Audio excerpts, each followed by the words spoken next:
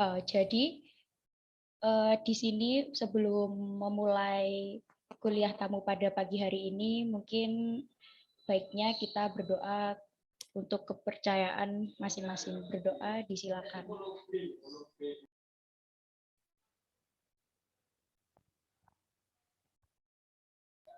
Berdoa diteruskan dalam hati. Baik, untuk selanjutnya mungkin untuk pengantar, silakan Pak Yunan untuk menyampaikan sambutannya. Terima kasih Mbak Rizky. Assalamualaikum warahmatullahi wabarakatuh.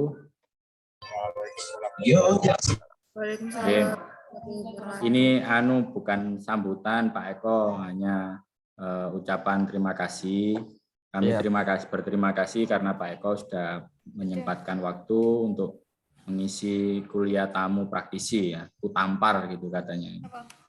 Kuliah tamu praktisi oleh Pak Eko dalam mata kuliah Creative Writing.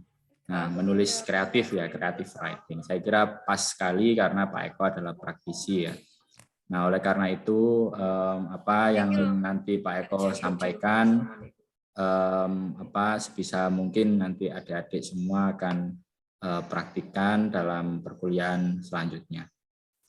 Saya kira itu saja dari saya. Sekali lagi terima kasih kepada Pak Lutfi, terima kasih yang banyak sekali juga kepada Pak Eko sudah berkenan hadir secara virtual di kampus kami. Nanti insya Allah kalau sudah suasananya lebih baik, kita akan ketemu di kampus Pak Eko. Makasih, selamat berkutampar. Assalamualaikum warahmatullahi wabarakatuh. Warahmatullahi wabarakatuh. Terima kasih Heru Yunan atas kata pengantarnya. Mungkin ya Heru. Iya. Kenapa nih? Emang harus selalu diganti? Ya, baik, akan saya teruskan. Sebelum memulainya, saya juga ingin mengucapkan terima kasih kepada Pak Eko Darmoko yang telah mau menjadi narasumber kita, praktisi kita untuk sharing ilmu di sini. Nah, sebelum itu mungkin saya ingin memperkenalkan diri saya. Saya Rizky Lia Ramadhani Amanda Putri. Saya mahasiswa dari Pak Lutfi dan Pak Yunan. Jadi di sini teman-teman yang belum familiar dengan Pak Eko ini, beliau merupakan jurnalis di Harian Surya dan juga seorang cerpenis. Dan saya juga nyari-nyari info, nih Pak Eko ternyata juga sedang menerbitkan bukunya yang berjudul Revolusi Nuklir ya Pak ya, betul? Benar. Ya, nah seperti itu teman-teman. Jadi kalau memang teman-teman ini mau membaca cerpen-cerpen karya beliau, teman-teman bisa langsung mengaksesnya tuh di banyak web seperti Ruang Sastra, Kompas, dan banyak lainnya lagi. Kan biasanya web-web itu selalu menampilkan cerpen-cerpen dari sastrawan-sastrawan seperti itu. Nah, baik, mungkin Pak Eko tidak perlu berlama-lama lagi. Saya persilakan untuk sharing materi dengan kita. Silakan Pak Eko. Ya, selamat pagi semuanya. Oh ya Mbak Rizky. Halo? Ya, halo Pak. Kalau boleh tahu ini pesertanya dari satu jurusan atau campuran ini? Satu jurusan mawon Pak ya. Bahasa dan sastra Indonesia gitu ya? Bahasa dan sastra Jerman. Oh sorry, sastra Jerman. Oke. Karena bahasa Arabnya belum ada, jadi bahasa Jerman dulu Pak Eko. Siap. Oke, jadi saya awali aja dengan ini ya, gambaran umum tentang karya sastra itu sebelum kita masuk ke bagaimana sih mengawali proses kreatif dalam penulisan karya sastra khususnya cerpen. Jadi gini, seperti mungkin teman-teman peserta sudah tahu tentang bahwa dalam karya sastra itu ada 3 jenis: puisi, drama. Drama ini dibagi menjadi naskah dan pementasan, terus yang jenis ketiga adalah prosa. Nah, di jenis prosa ini yang nanti akan saya ulas lebih dalam. Jadi dalam prosa ini dibagi lagi menjadi 3. Pertama novel atau roman, terus yang kedua ini novela atau novelet, yang ketiga adalah cerpen. Nah, dalam cerpen ini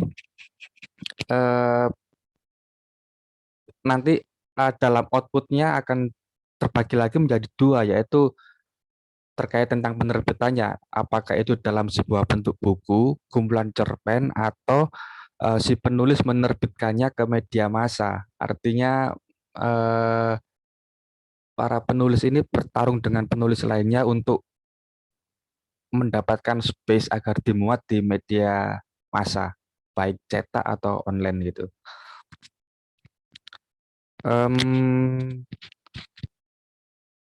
Sebentar. Kemudian saya masuk ke karakter cerpen dalam dalam anggapan umum, mungkin beda dengan materi cerpen yang barangkali sudah disampaikan oleh dosen-dosen di kelas kuliah gitu. Karena semua ini nanti saya sampaikan berdasarkan pengalaman saya, bagaimana bisa menembus penerbitan atau pemuatan di media massa gitu. Jadi kenapa kok disebut cerpen? Itu karena kalau kita ngomongin standar media massa ya, koran atau online gitu, biasanya karya sastra itu dianggap cerpen dengan batasan space. Misalkan kita ambil contoh koran Kompas atau koran Tempo gitu. Mereka punya standar bahwa cerpen ini tidak boleh lebih dari 1.500 kata. Kemudian dalam pengertian termasuk dalam jenis sastranya tadi, cerpen ini hanya terdiri dari konflik kecil, atau konflik utamanya itu terdiri hanya satu, nggak boleh terlalu melebar sampai jauh gitu. Kayak misalkan kalau kita baca novel gitu, itu kan dalam satu rangkaian peristiwa diceritakan oleh si penulis dengan menghadirkan banyak tokoh, sehingga kompleksitas dalam novel itu luas gitu. Nah, sebaliknya dalam cerpen kita harus punya batasan-batasan tertentu gitu. Pertama terkait tentang space, konfliknya harus hanya ada satu konflik utama, dan tokohnya pun tidak tidak bisa digambarkan secara detail atau secara besar seperti novel gitu.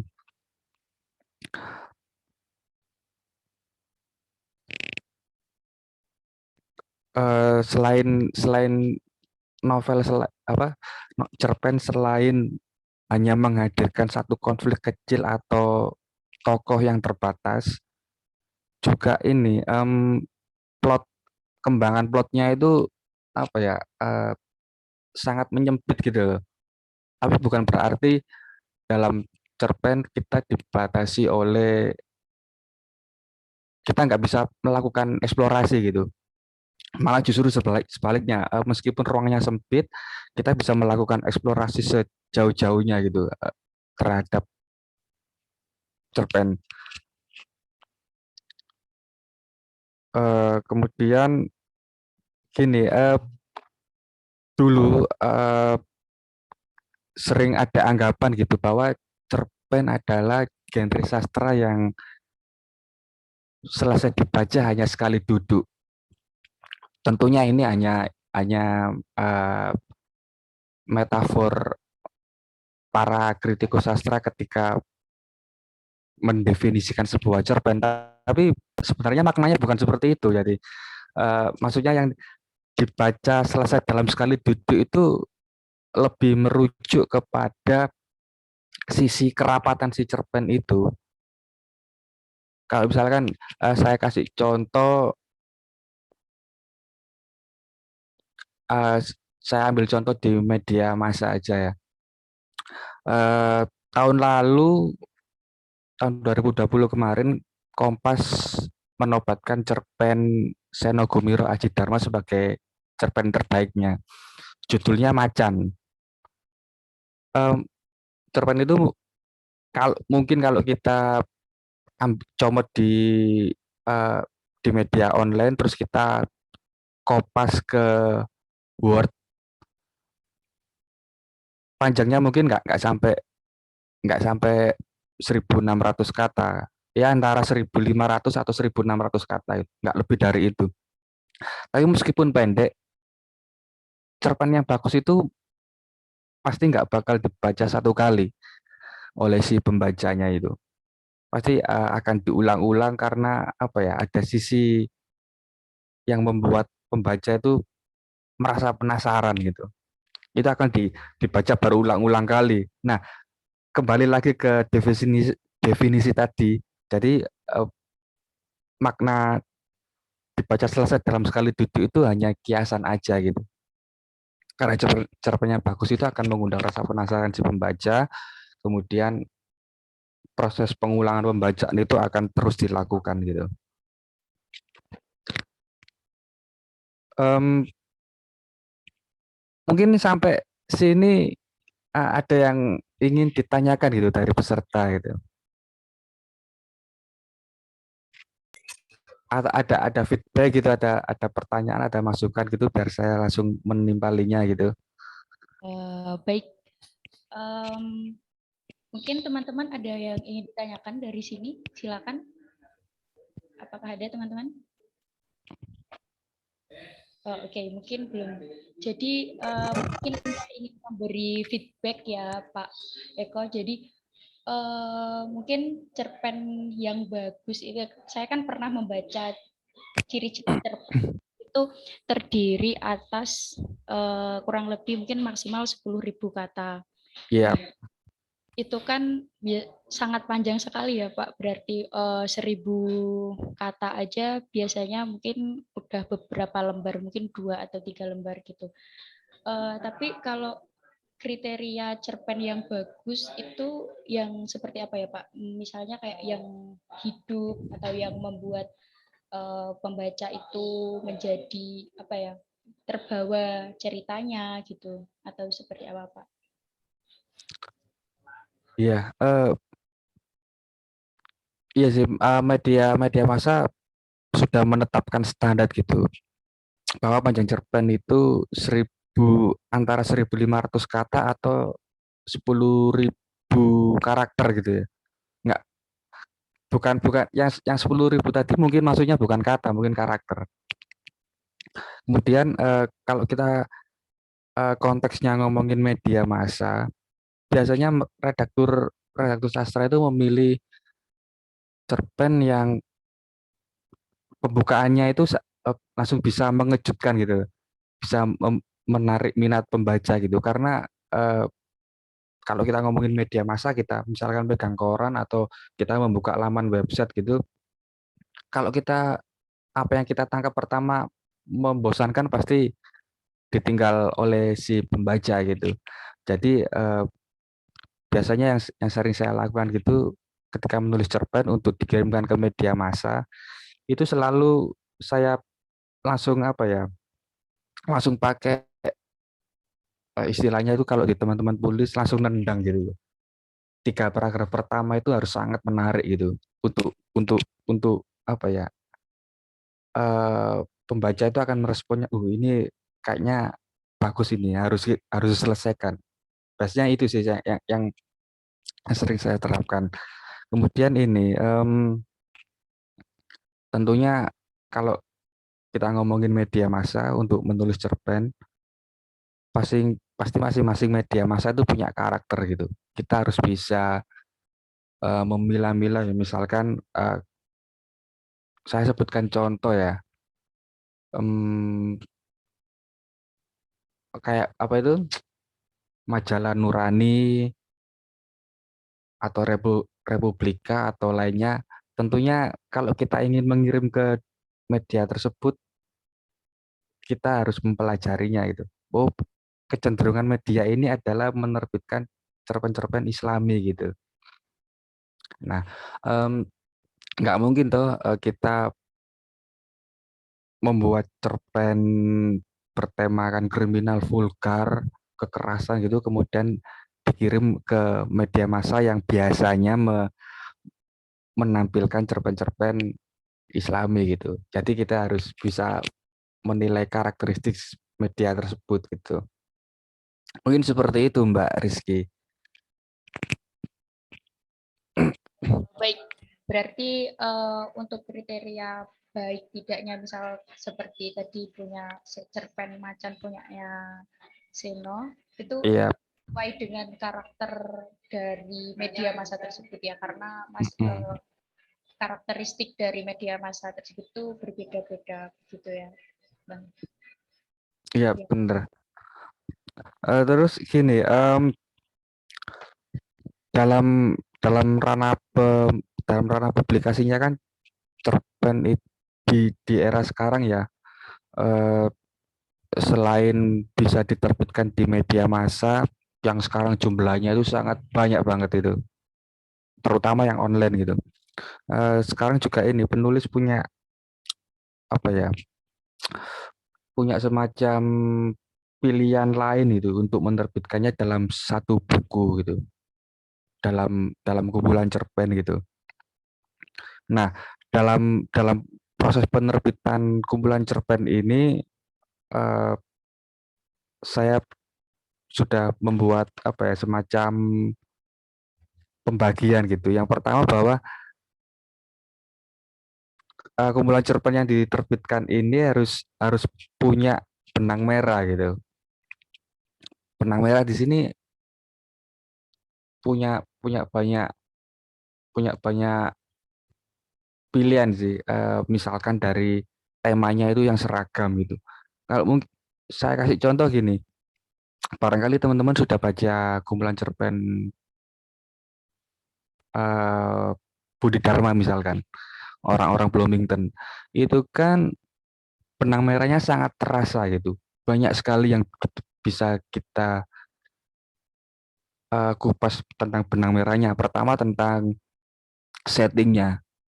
Setting di kumpulan cerpen orang-orang Bloomington semuanya pure menceritakan tentang kehidupan seorang mahasiswa asal Indonesia, katakanlah Jawa Timur, yang berkuliah di Amerika sana. Kemudian selain itu benang merahnya kan juga ini terlihat gaya penceritaannya Budi Dharma dalam cerpen-cerpen itu kan sangat apa ya, menurut saya seragam gitu, antara satu cerpen ke cerpen lainnya itu sama gitu, kayak diceritakan oleh satu orang gitu. Kemudian ini kita bisa benang merahnya kita bisa mengetahui bahwa betapapun di sana ada semacam berapa ya, 8 atau 9 judul cerpen gitu, tapi kita bisa merasakan bahwa si karakter karakter atau tokoh yang ditampilkan itu apa ya, kayak semacam gitu loh, memiliki tempat asal yang sama gitu loh. Tempat asal yang sama ini bisa bisa dieksplorasi seluas-luasnya oleh Budi Dharma dalam kumpulan cerpen orang-orang Bloomington ini. Nah, mumpung mumpung saya mumpung saya menyebut orang-orang Bloomington itu, kalau kita cermati satu cerpennya itu sangat panjang banget itu di kumpulan cerpen orang-orang Bloomington. Ini tentunya ini berbeda dengan apa yang saya paparkan tadi, bahwa cerpen harus untuk standar sekarang, untuk standar media masa sekarang ada 1.500 kata, tapi untuk di orang-orang Bloomington ini sangat panjang banget itu satu cerpen gitu. Bahkan hampir mendekati standar dari novelet atau novela gitu. Cerpen yang panjang gitu. kayak semacam itu di orang-orang Bloomington. Kemudian terkait kumpulan cerpen, selain selain selain harus punya benang merah, tentunya ini apa harus dikonsep terlebih dahulu oleh si penulis gitu. Misalkan em, si penulis itu dalam dalam dalam apa dalam pikirannya itu ingin ingin membuat membuat apa ya, saya contohkan gini aja deh. Em, dalam satu buku itu akan terdapat semacam ini, satu tarikan nafas yang sama gitu loh. Jadi seperti orang-orang Bloomington itu tadi, itu kan seperti sudah terkonsep gitu dalam dalam benak si penulis sebelum menerbitkannya, bahwa dia akan membuat cerpen tentang latarnya seperti ini, semua semua dalam bulan cerpen latarnya seperti ini, terus karakter tokohnya seperti ini. Nah, selain di selain kumpulan cerpen yang sudah dikonsep tadi, belakangan ini di Indonesia itu marak soal penerbitan kumpulan cerpen yang sifatnya dokumentatif. Sifatnya dokumentatif artinya si penulis ini sudah punya cerpen lain yang cerpen-cerpennya sudah dimuat di media massa, terus kemudian dia kumpulkan, dia terbitkan menjadi sebagai kumpulan cerpen. Itu di era sekarang sering-sering sering kita sering kita alami gitu. Tapi ini menurut saya kekurangannya satu, eh, buku kumpulan cerpen yang diterbitkan dari kumpulan tulisan di media massa itu kadang kita nggak dapat benang merahnya gitu. Benang merahnya kayak hilang gitu, karena kan tentunya mereka ini nggak nggak punya konsep soal kumpulan cerpen itu tadi. Mereka pasti nggak memikirkan benang merah dari buku kumpulan cerpen secara keseluruhan, karena kan istilahnya si penulis itu mengecer gitu. Mereka menampilkannya cerpen satu persatu ke media massa gitu. Kemudian ketika sudah di media massa, mereka mengumpulkannya terus ditawarkan ke penerbit gitu. Tapi ada juga sih buku kumpulan cerpen yang sifatnya dokumentatif, yaitu penulis mengumpulkan cerpen-cerpennya di media massa kemudian diterbitkan menjadi sebuah buku. Itu kadang saya menemukan, oh ternyata masih ada benang merahnya itu, karena pertama mungkin tipikal penulisnya sangat kental gitu. Eh, dan dia punya konsisten dalam hal eh, entah itu gaya bahasa atau sudut pandang atau tema yang disajikan dalam buku kumpulan cerpennya itu tadi.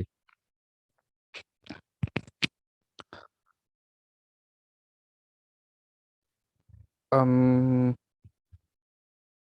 Kalau teman-teman eh, memperhatikan belakangan ini, ada penulis dari Jawa Timur yang baru saja meraih penghargaan dari Badan Bahasa itu.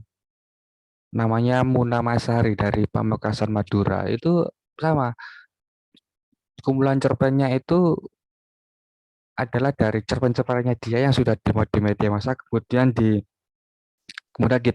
diterbitkan dalam bentuk satu buku gitu. Meskipun sifatnya bukan terkonsep dalam tanda kutip, tapi eh, dari apa yang saya baca itu atau dari komentar-komentar para kritikus sastra itu,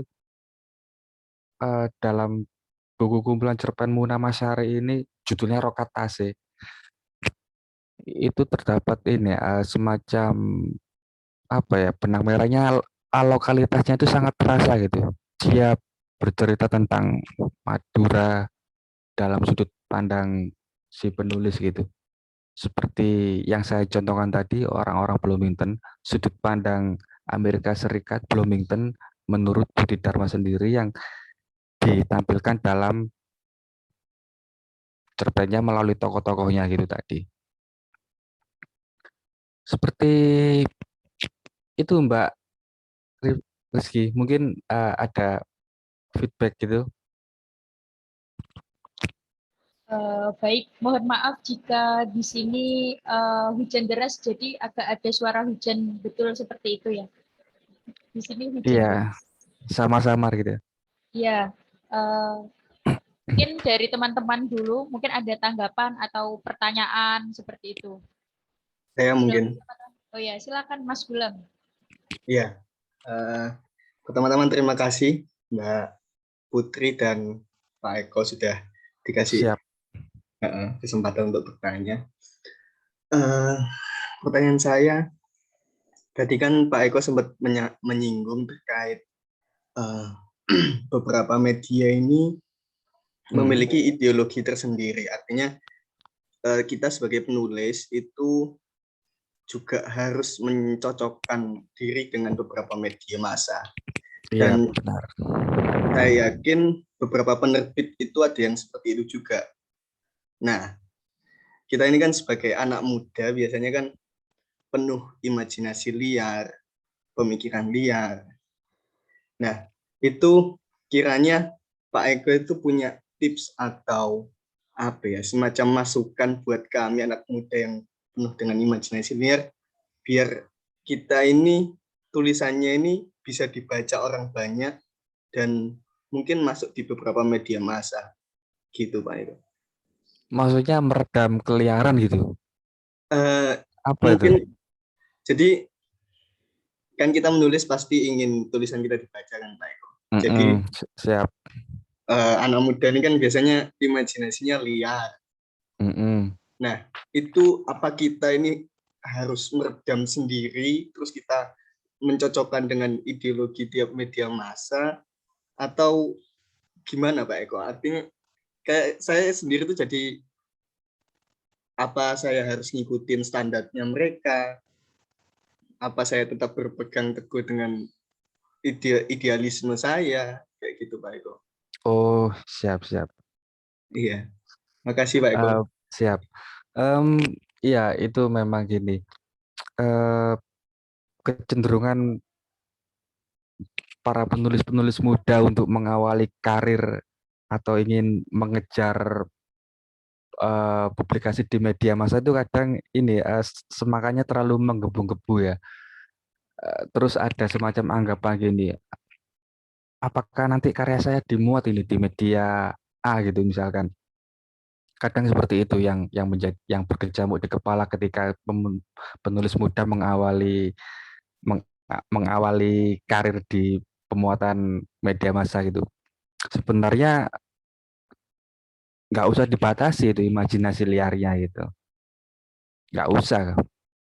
Justru harus kita eksplorasi seluas-luasnya, kita kita tuangkan dalam cerpen itu, tapi dengan apa ya, dengan mematuhi rule of the game yang sudah ada dalam Kasana Sastra Indonesia atau yang sudah dipatok oleh si media massa tersebut gitu. Misalkan gini, saya kasih contoh Kompas aja ya, karena Kompas itu kan sejauh ini menjadi barometer kualitas cerpen di Indonesia karena tiap tahunnya mereka menerbitkan bulan cerpen terbaik gitu.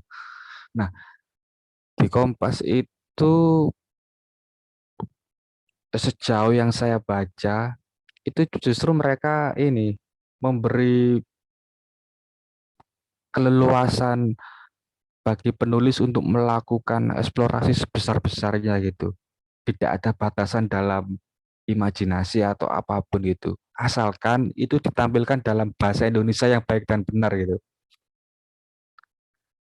Tentunya apa ya, kalau kita ngomongin bahasa Indonesia yang baik dan benar itu kan Oke ya, kita kesemak kita kesem apa kita kita jauhin itu aja lah. Kita nggak usah terlalu mulu-mulu berbicara tentang bahasa Indonesia yang baik dan benar. Kita anggap aja bahasa Indonesia yang enak dibaca gitu aja. Tentunya itu.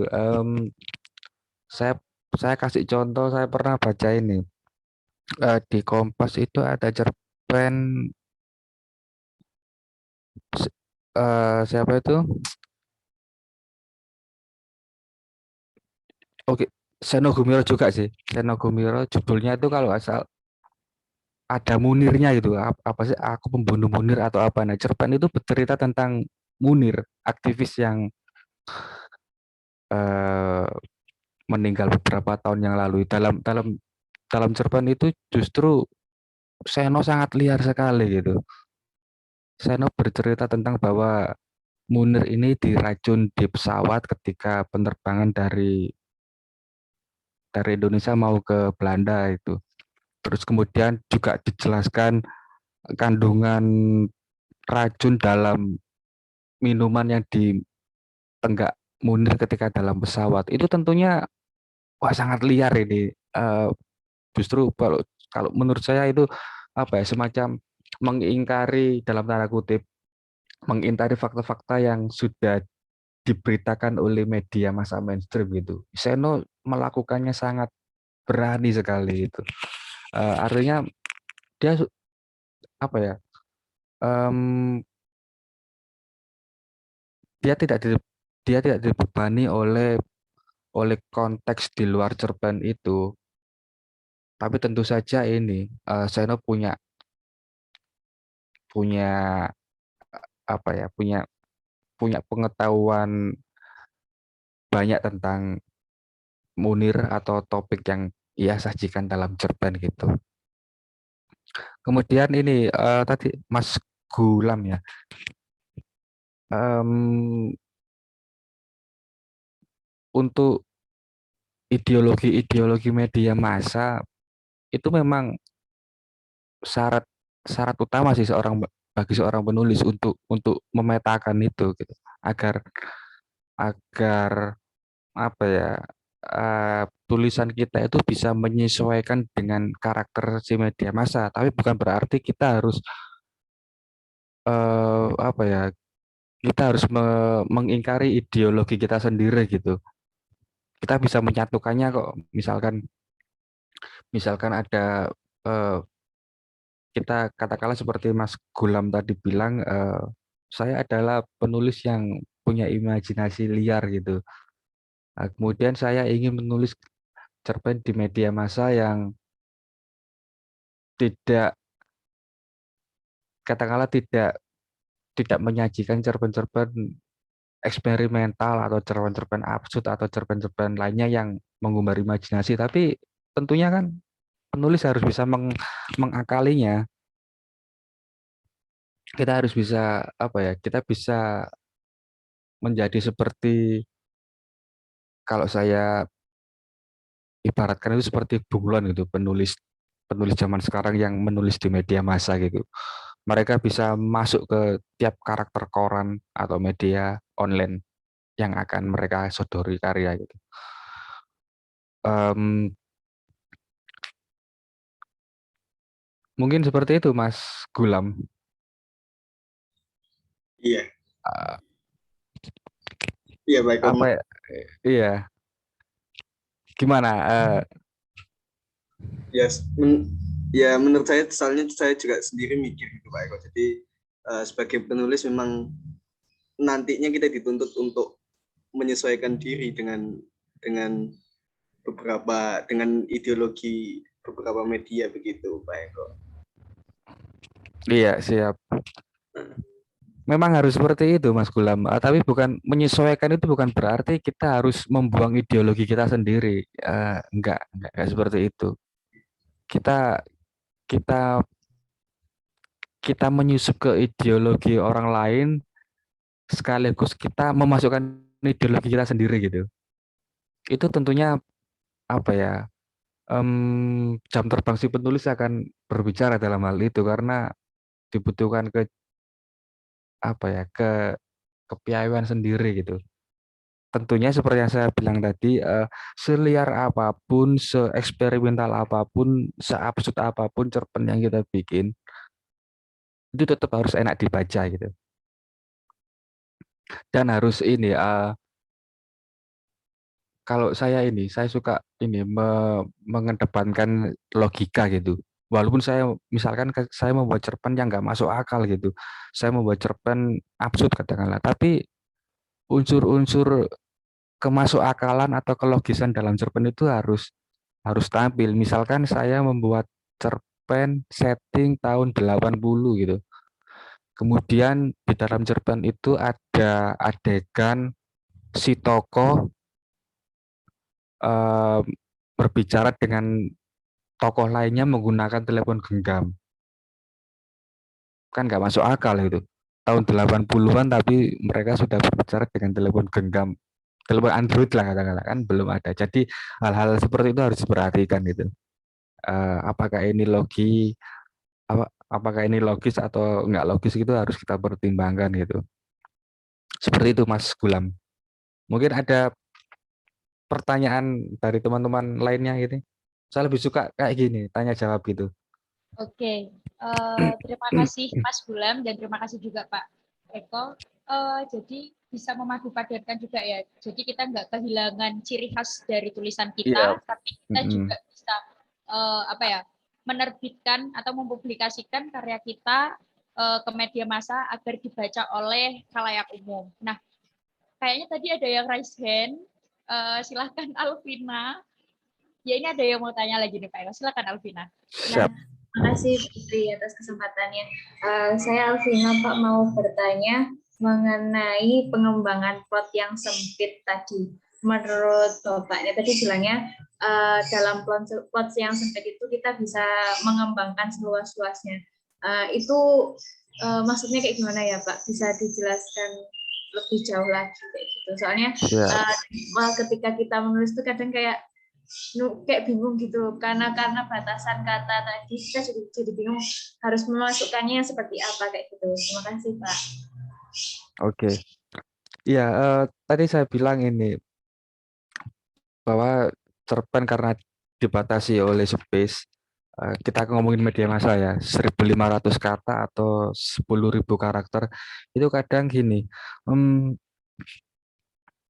justru kalau kalau menurut saya apa ya, saya mengalami suatu batasan gitu. Ini terlalu pendek banget gitu. Padahal apa yang ingin saya sampaikan itu banyak banget gitu. Nah, makanya saya tadi bilang saya pakai kosakata sempit gitu. Artinya gini, kita eh, eksplorasi tema utamanya aja gitu, tanpa harus kita kembangkan dengan item-item lainnya gitu. Kalau kalau saya masuk ke novel ya, saya contohkan novel kan gini. Kira-kira apa yang sudah Mbak Alvina baca gitu? Mungkin saya juga pernah membacanya gitu. Kalau kita ngomongin novel gitu. Yang saya ingat yang Fana adalah waktu. Ya, apa? Yang Fana adalah waktu. Yang Fana punyanya Pak Sapardi. Oh gitu. Oh ya, saya belum baca gitu ya. Gini aja saya contohkan, Bumi Manusia pasti tahu kan? Minimal pernah nonton filmnya lah. Iya. Nah, dalam Bumi Manusia itu kan kalau kita kaitkan dengan plot yang menyempit tadi kan enggak, karena gini, dalam novel Bumi Manusia itu kan ada banyak tokoh yang dijelaskan gitu. Peristiwanya sangat kompleks, sangat banyak gitu. Kemudian bertemu dalam satu rangkaian plot itu. Nah, kalau cerpen itu hanya satu aja gitu.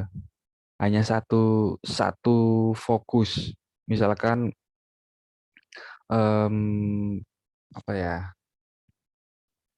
Saya kasih contoh inilah.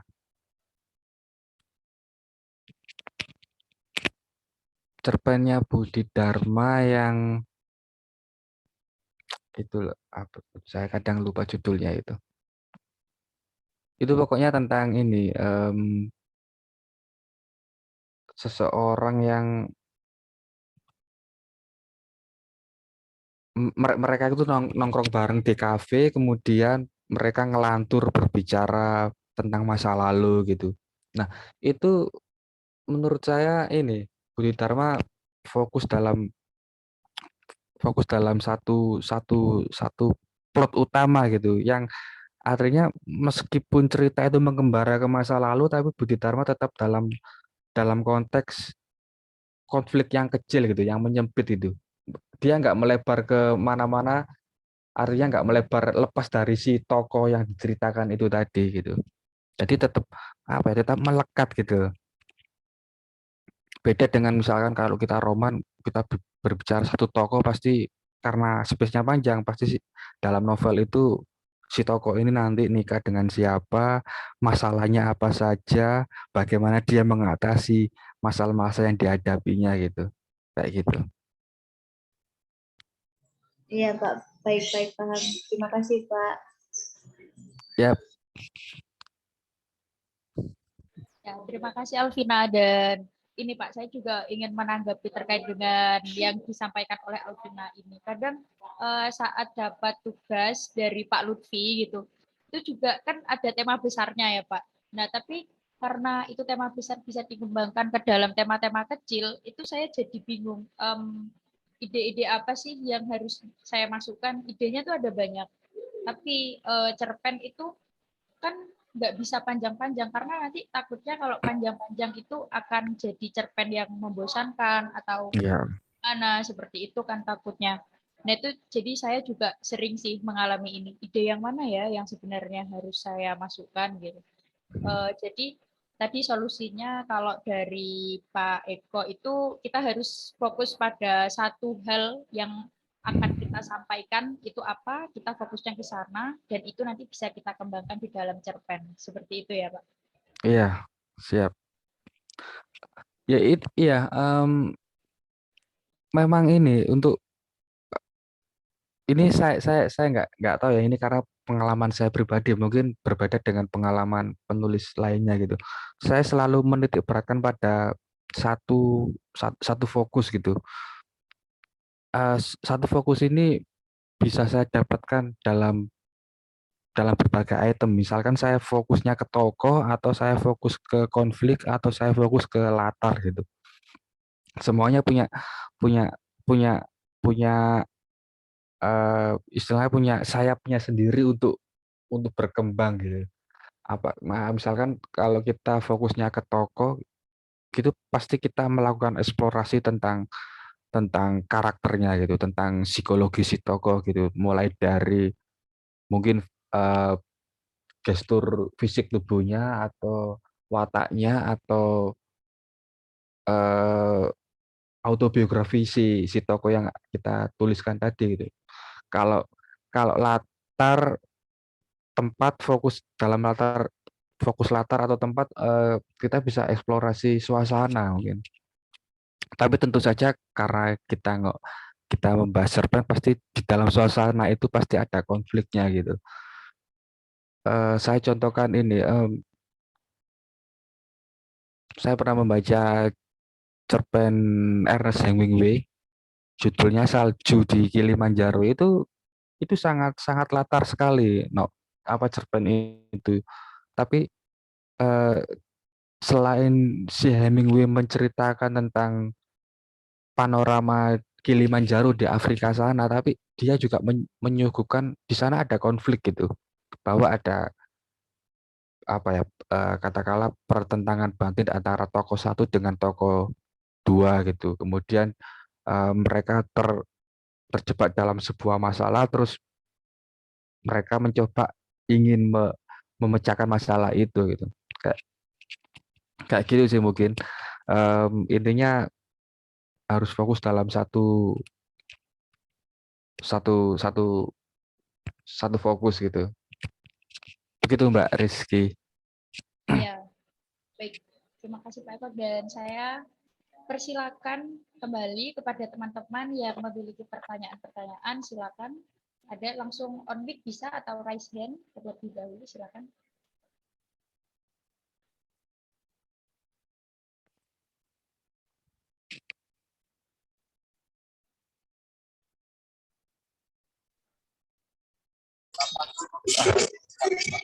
Saya Mbak Rizky. Oh iya, silakan Herr Lutfi. Ya. Pak Eko, ini yang menarik tadi yang disampaikan oleh Pak Eko, memulainya harus dengan yang nendang. Nah, itu. Nah ini gimana trik untuk memulai sesuatu, mengawalinya dengan yang nendang. Biasanya kan kita kan malah justru kesulitan itu mengawali. Biasanya mengawali itu justru dengan bahasa-bahasa yang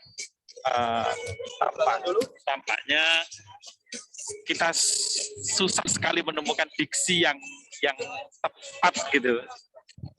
Itu seperti apa kira-kira? Jadi langsung mengawali itu langsung nendang, tidak kembang-kembangnya dulu. Nah ini kan biasanya kita kan sibuk dengan kembang-kembang dulu di awal. Pripun? Siapa Lutfi? Iya,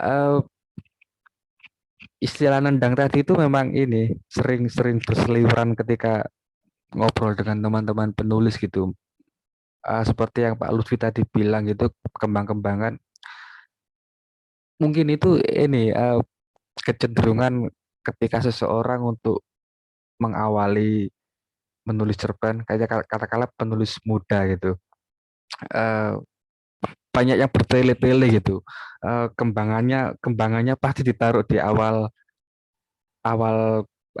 paragraf atau pembukaan cerpen. Itu justru kalau menurut saya atau anggapan umum itu keliru gitu. Karena cerpen yang bagus untuk konteks media massa atau apapun itu yang langsung nendang gitu. Langsung nendang di awal itu. Artinya akan ini membuat pembacanya itu nggak mau lepas dari teks itu. Mungkin kalau dijelaskan dalam bahasa konten kreator zaman sekarang mungkin ini ya harus clickbait gitu. Tapi bukan berarti menyuguhkan hal-hal yang remeh-temeh seperti dalam dunia konten kreator tadi, enggak. Tapi saya umpamakan itu aja. Pembukaan cerpen harus nendang atau clickbait gitu. Karena banyak contoh di era-era mutakhir ini cerpen-cerpen di media massa itu pasti selalu punya langsung kejut, langsung apa ya, bikin pembaca terkejut gitu. Kok langsung gini ceritanya gitu. Walaupun tuh disisipi dengan hal-hal yang seperti Pak Lutfi tadi, kembangan-kembangan yang harusnya nggak terlalu penting tapi itu bisa disisipkan gitu. Apa ya, saya kasih contoh.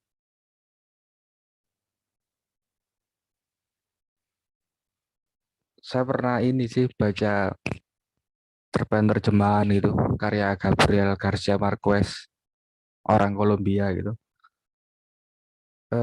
Dalam cerpen itu judulnya kalau nggak salah Jejak Darah di Salju, kalau nggak salah. Jejak Darah di Salju atau Darah di Salju gitu. Itu langsung mereka langsung ini semacam kayak apa, si Gabriel Marquez ini kayak semacam menampilkan sedikit, membocorkan sedikit ending dari cerpen itu di paragraf awal. Jadi langsung nendang gitu. Membaca langsung penasaran. Kok ternyata langsung begini ya cerpennya ya. Kayak kita menceritakan nanti ini akan meninggal atau gini gitu. Si tokoh ini akan meninggal ya. Jadi apa ya, membocorkan sedikit endingnya ke pembaca untuk apa ya, menstimulus mungkin, membuat efek penasaran kepada pembaca gitu. Mungkin kayak gitu Pak Lutfi, seperti sesuai apa yang saya tangkap sejauh ini tentang pembukaan cerpen yang harus nendang gitu. Iya. Iya. Kalau misalnya kita ketika membaca Gabriel Garcia Marquez itu kan nendangnya memang mulai awal sampai akhir ya. Itu. Itu yang kita memang dari awal sudah penasaran untuk sampai ke endingnya karena memang tidak ada yang tidak tentang ketika membaca punyanya Gabriel Garcia Marquez. Makanya kemarin ketika teman-teman ada terkait dengan karena ini kan bukan hanya tentang penulisan cerpen saja Mas Eko, tapi juga saya berharap nanti mereka juga bisa menghasilkan tulisan features dan sebagainya. Tapi kalau kemarin memang kami salah satu rujukan itu yang kami gunakan adalah tulisan-tulisan Gabriel Garcia Marquez kayak gitu. Apalagi dengan kata Macondo ya kayak gitu. Oh, itu luar biasa itu. Nah, itu saya juga ingin teman-teman itu membaca novelnya. Ya, jadi 100 tahun kesucian itu kan sangat menarik sekali ya. Gitu. Nah, itu belajar bagaimana mulai awal sampai akhir itu tendang. Tapi memang masalahnya writer's block itu kan terletaknya di awal itu, Pak Eko. Jadi kita mengalami kesulitan kan justru di awal ya. Itu penyakit di awal inilah yang kadang-kadang susah sekali untuk dicari obatnya. Kecuali mungkin kalau itu sudah jadi kebiasaan maka akan mudah bagi kita untuk memulai seperti itu. Nah, ini untuk menjadi sebuah kebiasaan itu seperti apa Mas Eka yang menulis itu? Iya, memang ini persoalannya itu terletak pada kebiasaan gitu. Mungkin yang pertama ini Pak Lutfi, kita harus banyak referensi gitu. Kita harus banyak membaca. Tentunya karya-karya yang kita baca adalah karya yang bagus lah, setidaknya dalam anggapan umum gitu, bahwa karya si sastrawan ini bagus, karya sastrawan B ini bagus. Itu sudah saya tanamkan sejak dahulu gitu. Artinya gini, kalau kita ingin membaca karya-karya penulis luar, tentunya acuannya ya novel sastra lah. Itu udah nilai pakem yang nggak bisa diperdebatkan loh, bahwa karya mereka paling tidak, kalau nggak semuanya, paling tidak ada satu yang bagus gitu. Dulu saya juga gitu. Saya ingin belajar tentang konsistensi menulis yang nggak hanya nendang di awal paragraf aja atau di pembukaan karya, tapi di keseluruhan. Yaitu saya akhirnya menemukan Gabriel Garcia Marquez itu 100 tahun kesunyian gitu. Itu kan juga pembukaannya sudah menurut saya sangat luar biasa itu. Ada adegan eksekusi seseorang yang akan dieksekusi mati gitu. Dia membayangkan masa lalu gitu. Akhirnya sampai cerita itu beranak pinak gitu. Kan seperti itu. Kita bisa memelihara atau melahirkan kebiasaan itu selain dari membaca, mungkin dari latihan. Latihan di sini semacam kita bikin tulisan oret-oretan atau sketsa atau kerangka atau draft gitu sebelum kita membuat karya cerpen gitu. Tapi sejauh ini yang saya lakukan untuk menulis cerpen, saya nggak pernah membuat draft, nggak pernah membuat kerangka, atau nggak pernah membuat sketsa gitu. Semuanya ini spontanitas gitu.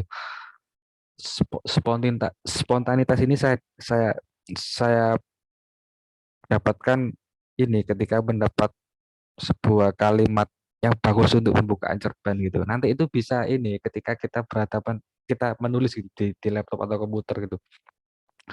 Kita kan ini kayak terseret gitu, terbawa arus oleh kalimat pembuka yang sudah kita bikin gitu.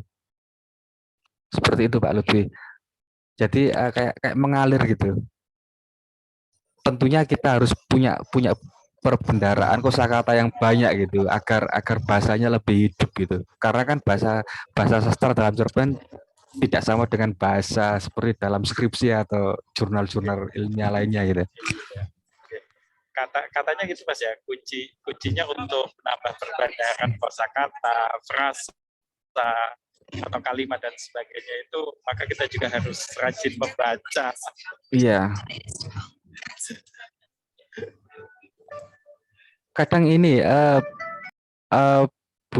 bukan saja ini loh, bukan hanya kosakata atau frasa, tapi kadang ada ungkapan-ungkapan yang ungkapan untuk menjelaskan sesuatu, tapi menurut menurut si pembaca itu baru gitu. Kayak misalkan ini, saya kemarin agak terkejut ini ketika membaca Haruki Murakami gitu. Dia kalau menjelaskan tokoh yang sedang berpikir itu nggak menulis misalkan si tokoh berpikir, enggak. Dia menjelaskan si tokoh sedang mencari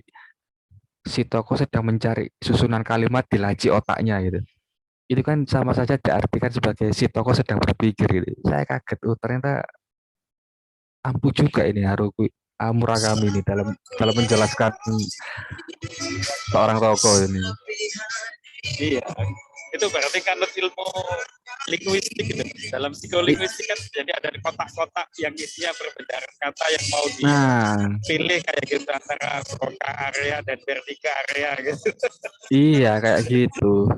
Itu sudah menyangkut jam terbang kayaknya Pak Lutfi.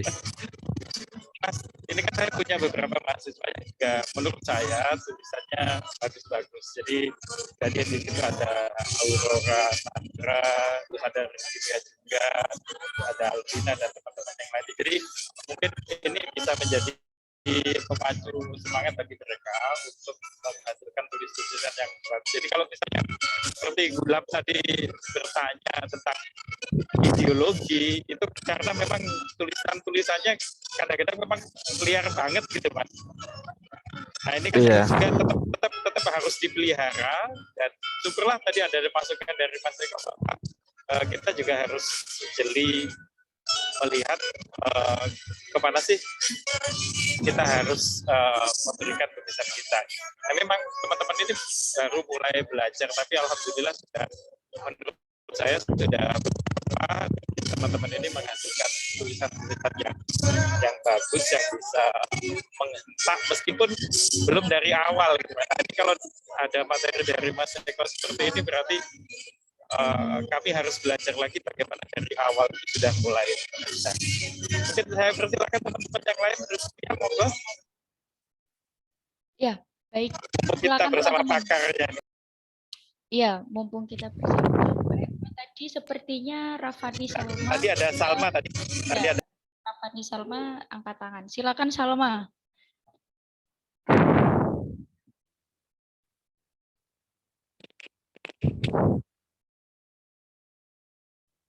Mungkin Salma masih ada gangguan sinyal. Mungkin saya persilakan kepada teman-teman yang lain. Silakan untuk teman-teman yang ingin menanyakan terkait dengan kepenulisan kreatif kepada Pak Eko. Mumpung di sini beliau juga praktisi, adalah seorang praktisi. Ayo teman-teman.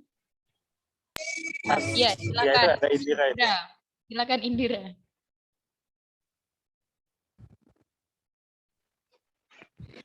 Ya, terima kasih. Apakah suara saya terdengar? Ya, dengar. Iya, Pak Eko, saya izin bertanya. Dalam menulis kreatif, ini kan kita sebagai pemula, ini tentu saja sering mengalami buntu ide, atau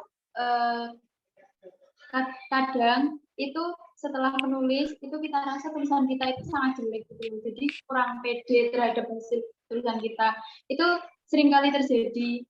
Jadi apakah hal tersebut wajar untuk penulis pemula, dan gimana cara saya untuk mengatasi hal tersebut? Jadi kayak saya rasa tulisan saya masih jelek gitu. Terima kasih.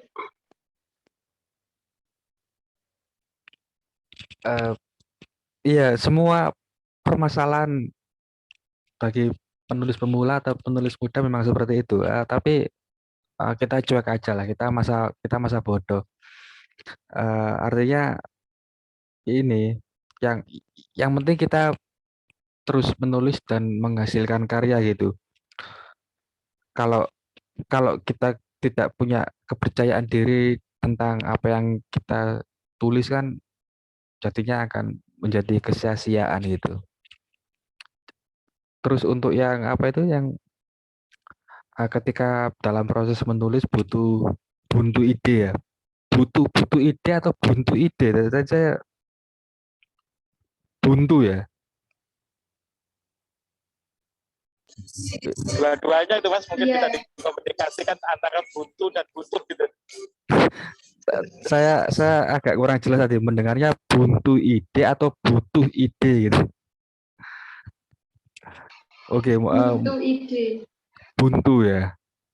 Oh ya, ya itu tadi seperti yang saya singgung dengan Pak Lutfi tadi tentang Murakami, tentang karya Murakami tadi itu di sana ini tersaji banyak kosakata, banyak frase, banyak ungkapan yang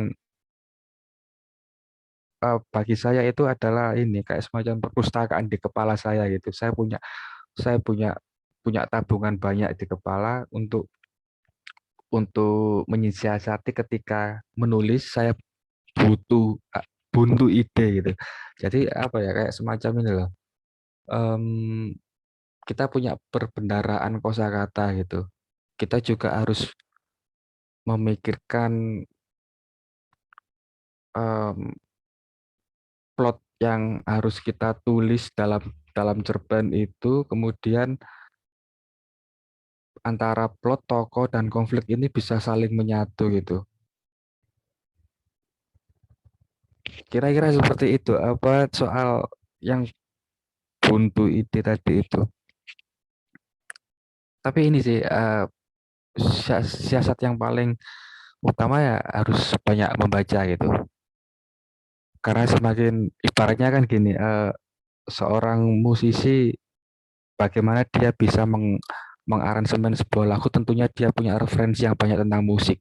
Harusnya sudah pasti dia banyak mendengarkan musik dari segala zaman, dari berbagai genre. Sama halnya dengan penulis. Semakin dia banyak membaca buku, dia pasti banyak referensi di kepalanya untuk dituangkan dalam sebuah tulisan gitu. Dia pasti nggak akan kering soal ide gitu. Mungkin yang kendala utamanya bukan buntu ide, tapi capek aja gitu. Kayak gitu Mbak Indira.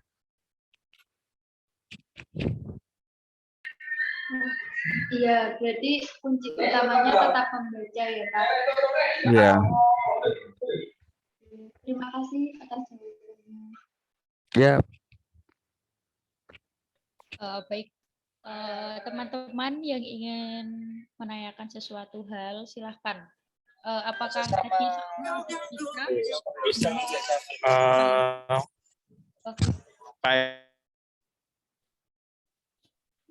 Mereka kan banyak baca misalnya Gabriel Garcia Marquez, terus kemudian Bertolt Brecht, Hermann Hesse, dan sebagainya kan karena mereka dari sastra Jerman, banyak juga cerpen-cerpen Jerman atau puisi-puisi Jerman yang mereka baca. Itu kan alirannya juga berbeda-beda itu Mas. iya. Nah, supaya kita bisa mengidentifikasi diri kita pas yang mana itu, apakah itu butuh proses atau memang kita search dengan yang ini tuh itu berdasarkan insting atau bagaimana itu? Seperti Mas Eko kan ketika baca Murakami, tertarik dengan Murakami, tapi di sisi lain juga tertarik dengan Gabriel Marquez. Nah itu apakah bisa di-mix atau memang kita nganut satu teladan atau bagaimana itu kira-kira yang bagus yang supaya teman-teman juga bisa ada konsistensi itu. Oke. Ini Pak, apa? Kayaknya itu tadi penemuan aliran atau ideologi berkaitan dengan ini ya proses itu. Karena gini,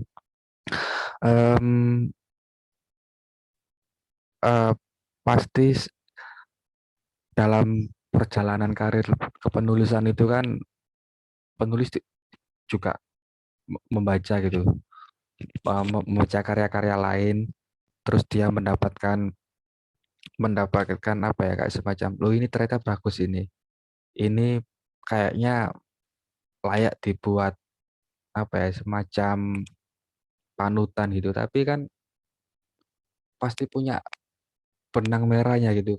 Kenapa saya tadi mencontohkan Gabriel Marquez dan Murakami, karena menurut saya mereka punya benang merah yang sama gitu. Gabriel Marquez identik dengan realisme magisnya gitu, ala Amerika Latin. Sedangkan Murakami juga gitu. Murakami barangkali dia banyak banyak terinspirasi oleh Franz Kafka atau James Joyce gitu. Tapi setidaknya dalam nama-nama yang saya sebutkan tadi itu mereka punya em, benang merahnya gitu. Selain mereka berkutat pada cerpen-cerpen realis, karya-karya realis, tapi mereka punya semacam kemampuan dalam menghadirkan sesuatu yang tak kasat mata atau sesuatu yang apa ya, dalam dunia hayali itu, tapi bisa disuguhkan dengan bahasa metafor yang indah sehingga kita menangkapnya sebagai, oh ini sangat realis gitu. Kayaknya itu proses yang nggak pendek sih. Itu harus melewati apa ya, banyak proses pembacaan gitu sampai akhirnya oke, saya mantap pada jalur aliran ini gitu. Terus Eko.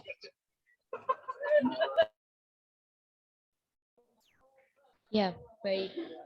Jadi teman-teman, khususnya buat penulis pemula seperti saya juga, itu biasanya memang masih kebingungan untuk menentukan seragam apa yang perlu saya pakai atau ideologi apa yang perlu saya pakai gitu, karena masih coba-coba, apalagi saya juga apa ya, masih kadang suka genre ini, kadang suka genre ini, masih kayak gitu.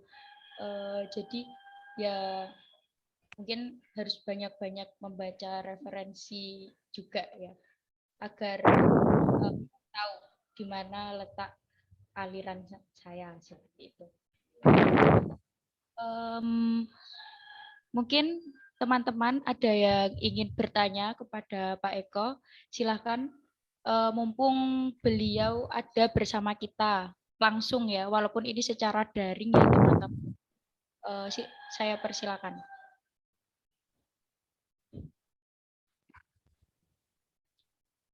Oh ya, silakan Salma. Iya, terima kasih Putri atas kesempatannya. Mohon izin bertanya ya Pak Eko, untuk yang dimaksud penggambaran tokoh di dalam cerpen tidak terlalu detail itu kayak gimana? Maksudnya kan tadi kan kita ada kalanya kita tuh berpikir yang terlalu liar gitu kan. Nah, untuk penggambaran tokoh yang tidak terlalu detail di dalam cerpen itu bisa dikasih tips mungkin sekian persen atau kayak gimana sih menggambarkan tokoh yang tidak terlalu detail itu. Terima kasih. Menggambarkan tokoh tidak terlalu detail. Ini iya, kadang banyak cerpen-cerpen itu hanya menjelaskan detail si tokoh, hanya jenis kelaminnya saja dan nama gitu. Misalkan ada tokoh A, dia laki-laki, udah gitu aja, jemput gitu aja. Bahkan nggak ada namanya gitu. Kalau kita baca Iwan Simatupang gitu kan, tokoh-tokohnya malah nggak ada namanya gitu. Hanya disebut tokoh kita gitu misalkan. Tapi kalau kita berbicara karya sastra prosa itu, sesedikit apapun kita harus bisa menyisipkan bahwa si tokoh ini adalah laki-laki atau perempuan, usianya segini, ciri-ciri fisiknya seperti ini gitu aja. Nggak usah terlalu eh, panjang banget gitu, karena kan laki-laki kita harus dibatasi oleh space gitu dalam cerpen gitu. Jadi seperti itu. Paling nggak ini apa ya? Paling tidak tokoh itu harus terdefinisikan laki-laki atau perempuan, bagaimana ciri-ciri fisiknya yang paling menonjol gitu. Gitu sih. Jadi jangan terlalu panjang kayak menjelaskan tokoh dalam sebuah novel gitu. Si tokoh dijelaskan mulai dari asal usulnya sampai apa kisah-kisah di masa lalunya gitu. Nggak harus sih. Cerpen harus lebih padat. Soalnya awal-awal itu. Oke, terima kasih Pak Eko. Ya,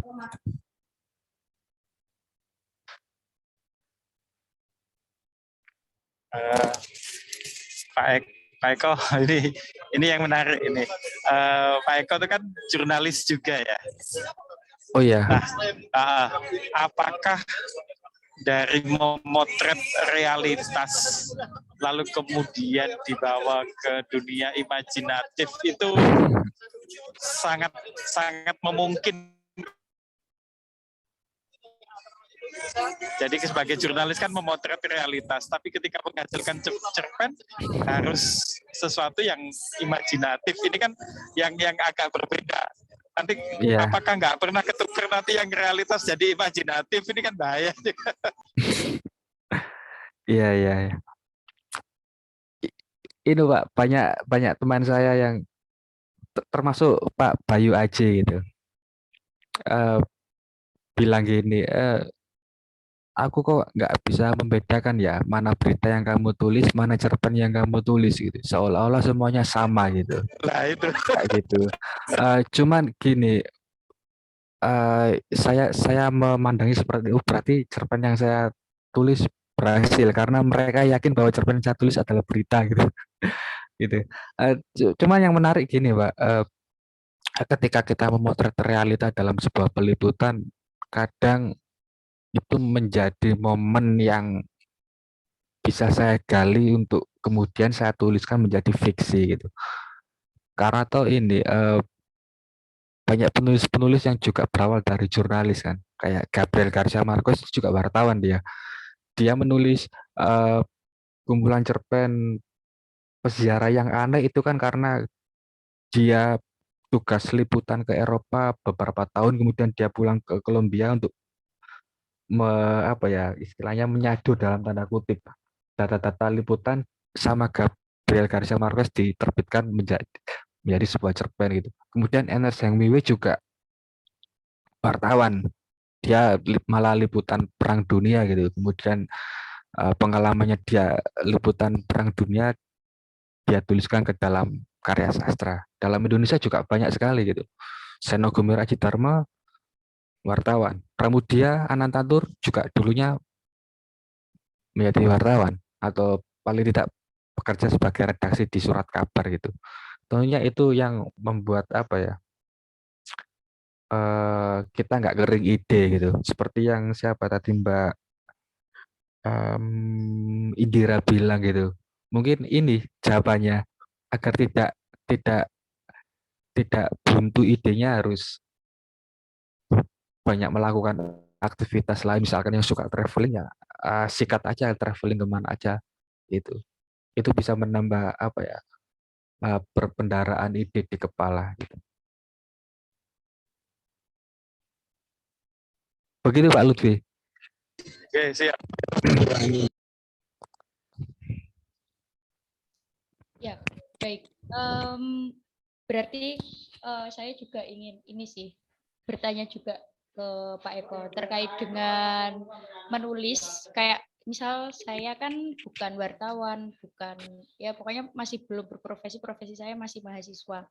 Dan saya itu ada ketertarikan untuk menulis, tapi baru-baru ini saja sih, mungkin baru 1 tahun terakhir saja.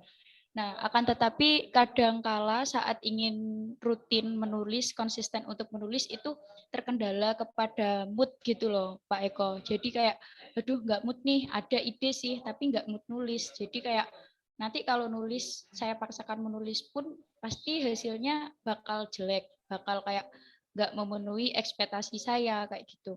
Nah, hal-hal yang seperti ini itu boleh nggak sih dilakukan dalam artian moody dalam menulis kayak gitu, atau mungkin cara mengatasi mood kayak gitu gimana ya, kayak gitu sih. Ini pertanyaan susah ini. Apa ya? Mungkin ketika punya banyak ide tapi nggak mood untuk menulis, kalau kalau ini terjadi pada saya tetap menulis. Asalkan dalam kondisi saya tidak capek, saya tidak kelelahan, saya tidak mengantuk, saya dalam kondisi fresh, tetap aja menulis. Kesampingkan mood mood atau nggak mood itu. Karena ketika ide itu ada, kita nggak bisa mengalaminya 2 kali loh ya. Kadang ide itu bisa hilang sewaktu-waktu. Jadi selama kita mendapatkan ide itu, kita dalam kondisi badan yang sehat, nggak ngantuk, nggak lelah, dan fresh, nulis aja walaupun moodnya kita nggak ada. Toh kalau misalkan kita nggak puas dengan hasil tulisan itu, toh lain kali kita bisa membacanya ulang untuk mungkin merevisinya bagian mana yang kurang tepat atau nggak tepat. Tapi kalau kita menunda untuk menulisnya itu malah rugi. Karena ide nggak bisa datang 2 kali. Itu sih, Mbak. Iya, baik. Berarti walaupun nanti kita nggak mood, lagi bad mood atau apapun nggak mood untuk tulis, tetap harus disempatkan untuk Iya, ya. Jadi prinsipnya seperti ini ya, Pak Eko. Bukan menunggu waktu luang untuk menulis, tapi adalah meluangkan waktu untuk menulis. nah, Mungkin yang tepat itu. tepat itu, ya mungkin yang tepat bagi Pak Eko menulis adalah kebutuhan Rizky. Iya, bisa jadi. Tapi mungkin bisa juga Lutfi untuk membiasakan diri untuk menulis, karena sepertinya menulis itu juga asik karena mungkin kita bisa menuangkan ide-ide kita yang nggak bisa diutarakan atau seperti apa gitu. Mungkin kita ingin berkomentar juga. Itu baik juga sih Lutfi bisa. Ya, kembali saya buka pertanyaan untuk teman-teman yang ingin bertanya, dipersilakan. Mungkin ini pertanyaan terakhir ya teman-teman, waktunya tinggal 6 menit lagi. Silakan teman-teman. Oh ya, silakan Alvina. Iya, jadi saya mau tanya Pak tentang menulis dalam berbagai genre. Saya tuh kebiasaan buat punya ide itu nulisnya idenya kalau nggak tentang orang pacaran nanti endingnya dia yang pacarnya mati, atau nanti endingnya sedih. Terus kalau nggak gitu cerita tentang teman-temannya, terus ditinggal teman-temannya. Terus gimana caranya kita biar punya ide dan mencoba untuk ke genre yang lain itu kayak gimana caranya? Ya, biar nggak stuck di situ-situ aja gitu loh. Terima kasih, Pak. Wah, ini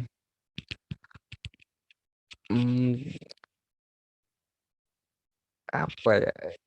Mungkin ini aja saran saya, kamu keluar dari circle pertemanan kamu, cari circle baru. Barangkali kamu bisa mendapatkan ide baru gitu. Ya, susah itu pertanyaan kayak gitu. Tapi intinya ini, iyalah harus keluar dari zona nyaman kamu. Misalkan kalau tiap hari kamu sarapan roti pakai selai coklat, ganti besoknya pakai selai nanas atau stroberi, mungkin dari situ dapat ide kamu. Apa ya, intinya inilah, cari experience lain gitu, apa yang ada di sekitar kamu gitu.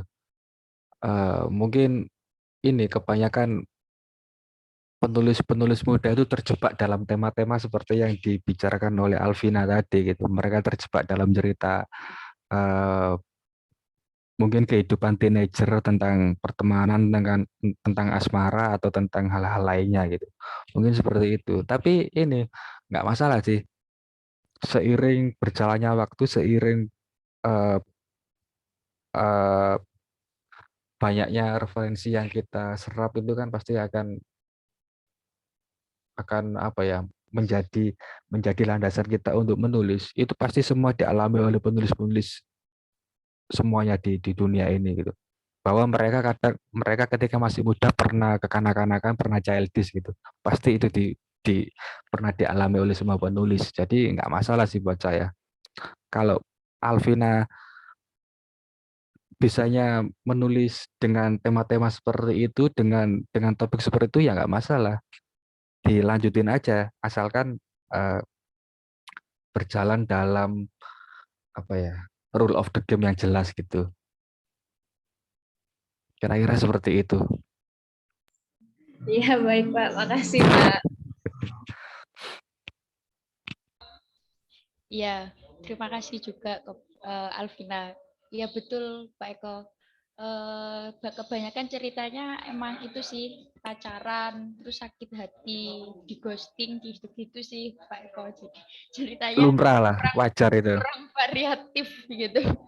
Ya, dan teman-teman apa ada yang ingin bertanya sekali lagi? Atau sudah cukup teman-teman? Silakan kalau masih ada yang ingin ditanyakan. Oke, sepertinya cukup. Mungkin saya akan mereview beberapa hal yang tadi kita bahas di dalam kuliah tamu ini. Baik dari awal kita itu sudah membahas terkait dengan pembagian jenis karya sastra, itu dibagi menjadi 3, ada puisi, drama, dan prosa. Dan kemudian kita lebih fokusnya tadi adalah kepada cerpen atau yang masuk ke dalam prosa. Dan tadi kita juga sudah membahas terkait dengan ciri-ciri cerpen yang tidak sekompleks novel. Kemudian masalah-masalah yang dihadapi saat menulis novel, yaitu biasanya kita seringkali mengalami writer's block. Kemudian cara mengatasinya adalah ya udah mungkin kita bisa banyak membaca biar diksinya itu berkembang lagi, atau mungkin kita berhenti sejenak untuk mencari inspirasi seperti itu.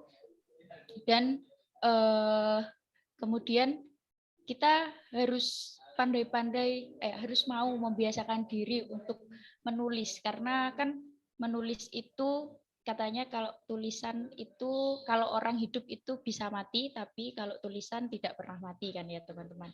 Nah, kemudian tadi untuk cerpen yang agar ingin diterbitkan di media massa itu, apakah kita harus menuruti ketentuan-ketentuan dari media massa atau menuruti mempertahankan ideologi kita.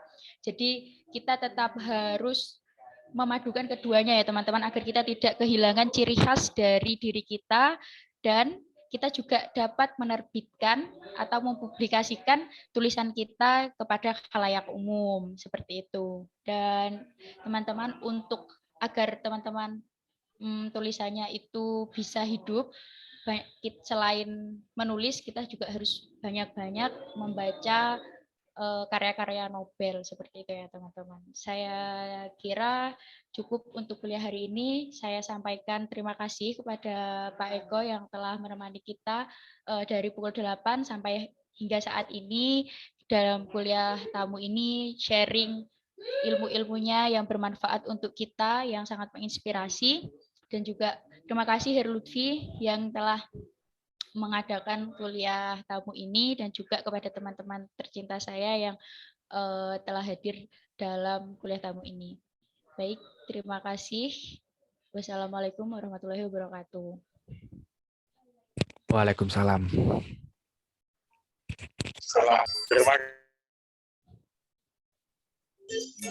Terima kasih teman-teman. Heru Lutfi, foto dulu enggak? Heru Lutfi. monggo, sinyal saya tidak terlalu bagus di sini di Seragen ya. Oh iya, teman-teman Monggo. teman-teman bisa on cam dulu. Mari kita foto dokumentasi bersama Pak Eko. Ayo teman-teman, saya tunggu on cam. Ya, silahkan. Karina, Ratri, Sadwi, Nazila, Ida, Lofi. Oke, baik teman-teman, saya hitung ya. Sebentar. Oke, saya hitung ya teman-teman. Slide pertama. 1, 2, 3. Ya, slide selanjutnya teman-teman. 1, 2, 3. Sudah teman-teman. Terima kasih atas waktunya. Terima kasih Pak Eko, matur Ya, suwun. sama-sama. Lutfi, selamat melanjutkan aktivitasnya. Matur nuwun, Pak Eko. Yeay, Sami-sami. Sami-sami, Pak. Ini saya soalnya dengan Pak Rojil Bayu Aji ke UGM ini. Ada acara studi banding. Wah, Ini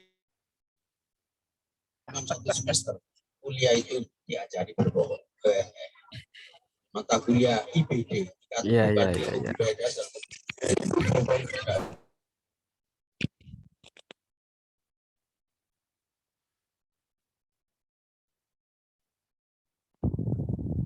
baik. Salma mungkin bisa diakhiri. Bulan bintang kok.